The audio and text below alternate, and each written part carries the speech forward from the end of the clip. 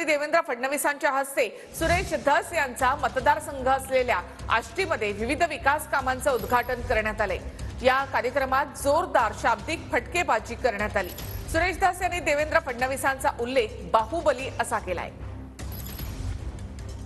आमची दुसरीकडून कोणाकडूनच अपेक्षा नाही, मिळणार भी नाही। फक्त आणि फक्त देवेंद्र बाहुबलीच हे देऊ शकतात, दुसरं कोणी देणार नाही। म्हणजे मला 4 टीएमसी मिळालं तर पलीकडे जाता येईल। देवेंद्रजी, एक किस्सा आठवला मला की आपण जेव्हा मुख्यमंत्री म्हणून ते तुम्हाला बाहुबली म्हणतात, खरं तर तुम्ही आमच्यापेक्षा ज्येष्ठ आहात, नेते आहात। आणि आम्ही ज्या कॅबिनेट मध्ये काम करतो त्याचे तुम्ही प्रमुख आहात। तुमच्याविषयी आदर भावच नेहमी येतो, पण आज ममत्व भाव येतोय, कारण ते तुम्हाला बाहुबली म्हणत आहेत।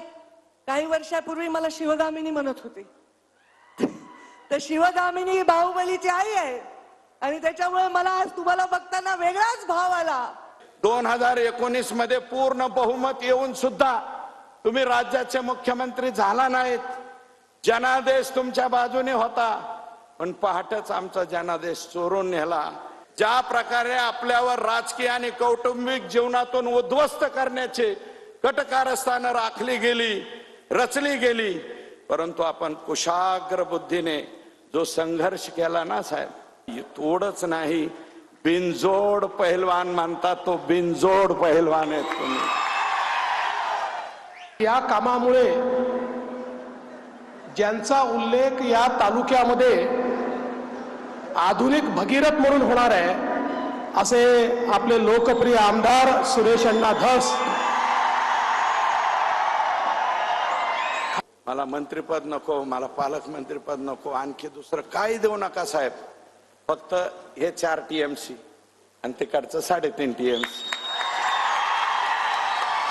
आणि हिनवतेच साहेब, मला हिनवतेत, याचं काय मुख्यमंत्र्यापाशी, याचं काय मुख्यमंत्र्यापाशी।